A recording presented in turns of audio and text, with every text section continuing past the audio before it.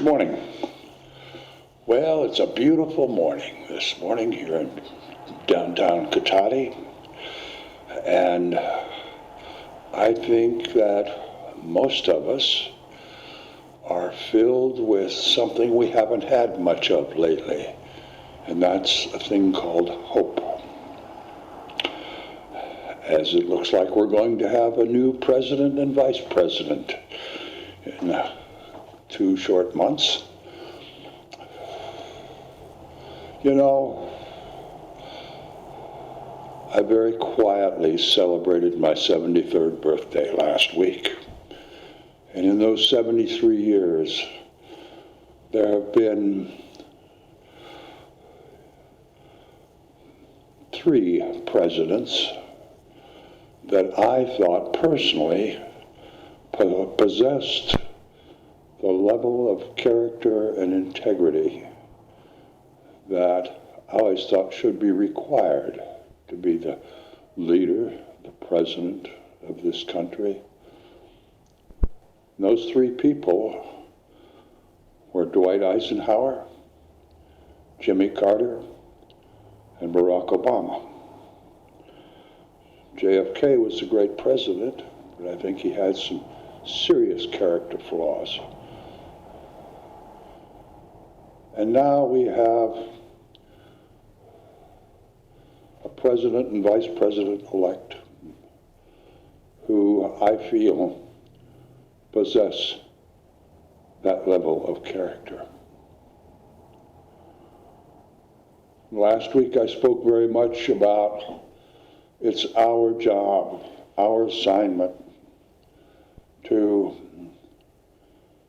spread, show, demonstrate a we consciousness. These people appear to be doing that. But it's a funny thing about us Americans. We make a real big deal out of voting. I remember when we elected Barack Obama. Oh, yes, what a step we have taken. A brilliant man of color as head of this nation. We go home from the polls, we gloat, celebrate, then we turn on the game and go back to complaining about this government of ours never solves any problems.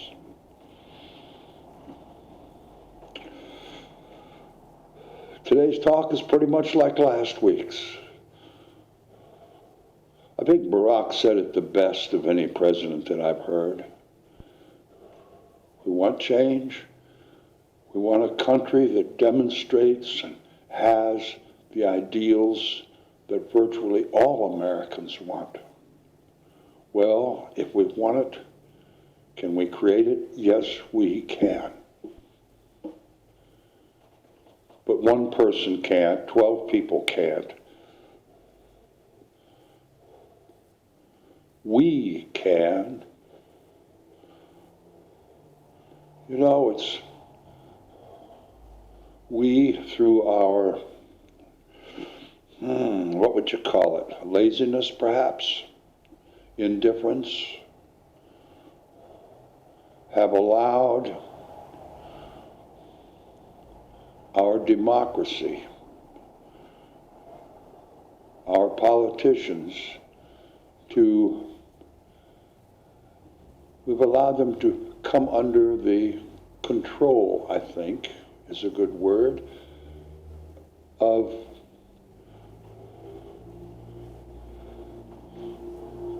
corporate capitalists.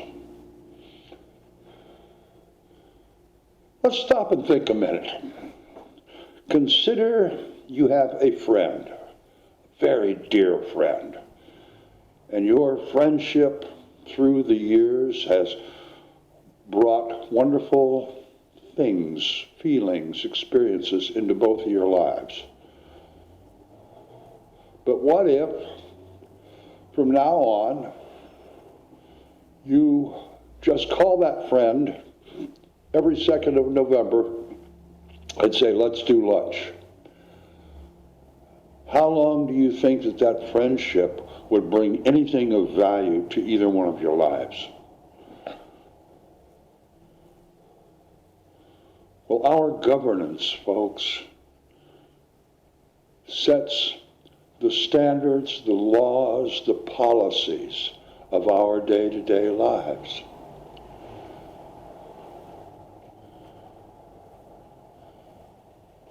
What kind of relationship do we have with the people in our governance body? We vote for them once a year, twice a year, every 4 years. That's all. You know, the very wealthy people saw a long time ago, if they wanted to have the laws and the policies of this country be favorable to them, they would embrace these politicians. They would build relationships. They would help them and suggest to them that they create the following policies and laws that were beneficial to them. We just voted. But here over the last decade, we have begun to see, and this is where my hope really comes from, we have begun to see these mega movements, not 10,000 or 50,000, literally millions of people becoming involved, making their voices heard. And I've suggested a couple of times from this podium that might be something that each of us could do, is to affiliate and start participating in these movements that are based on a good of the whole, in betterment of our society.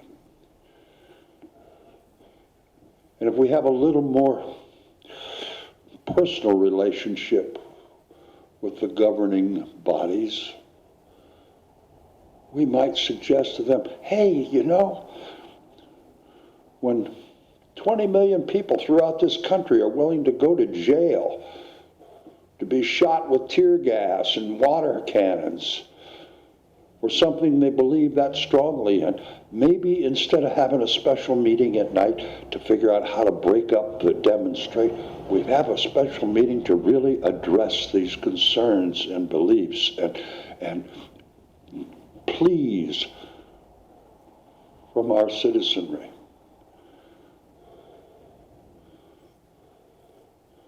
And that goes from your very most personal one-on-one relationship to the global society.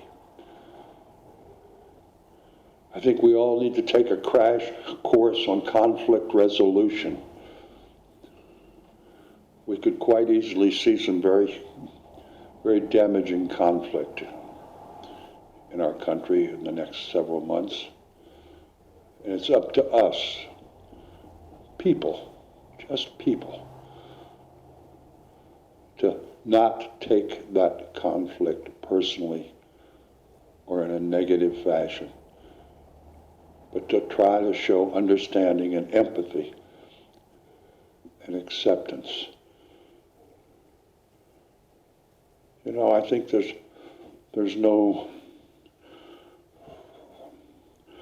doubt that we have some very severe crises to deal with. This pandemic, global warming. And I can understand the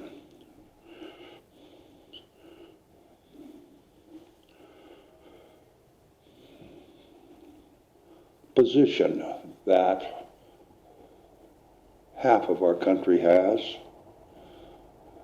They're very tired of the status quo, the same old political yada, yada, yada. Pander for your votes and then serve the folks who funded their campaigns. That's pretty much what it has been. But I think there's hope right now, folks. First time in a very, very, very long time, that if all of us are a little friendlier, a little more acceptant. When you get up in the morning, how can I look at these very negative situations with a positive light? How can I shed some positive light and empathy on the situations that all of us are going to run into in the coming days? Spend a few quiet moments in the morning. Search inside. That power to do these things that we know must happen to create a United States exists within each of us. We call it God or Spirit or the divine, tranquility of the universe.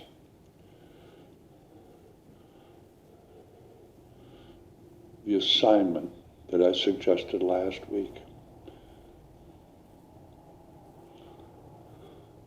For change to happen, my friends, we're going to have to put forth some effort. Joe Biden isn't going to do it. Kamala Harris isn't going to do it. We have to do it. We are this country. We are divine love.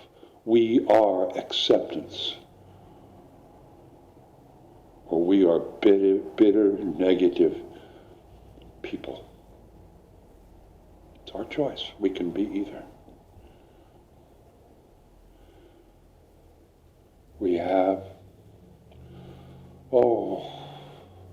I think these huge crises have become the most seeable opportunity that our global society has had to shift our me consciousness to a we consciousness, to shift our greed to sharing abundance, to shift our anger and hatred to empathy and compassion, to shift our fearfulness to courage.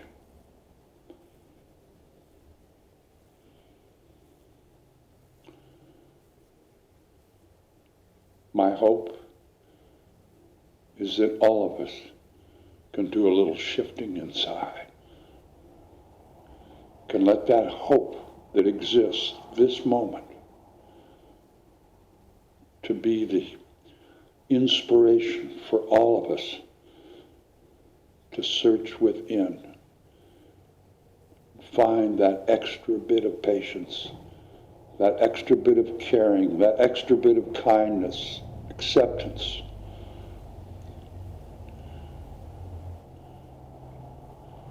I was having a conversation with Vivian the other day. I said, if we as Americans spend as not much time working for movements or organizations that have a we consciousness for the betterment of society and humanity, if we spend as much time working with them as we spend on Facebook or watching the game, I can't help but believe that this will be a much better world, a much different world. We want clean air, we want clean water, we want healthy food, we want health care available to all of us, we want education for our children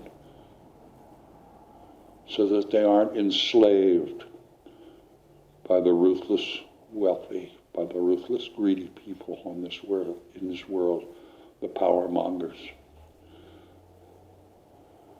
We can't just sit around and hope for that to happen. We can make that happen. We can co-create a much more comfortable and safe environment for all of us. I could go on for hours, but if you haven't heard it, you probably won't. So my friends, it's with great joy that I suggest to all of us, let's savor this hope. Let's savor this change. Let's take advantage of the opportunities that these great crises have offered to us. I know we can, and so it is.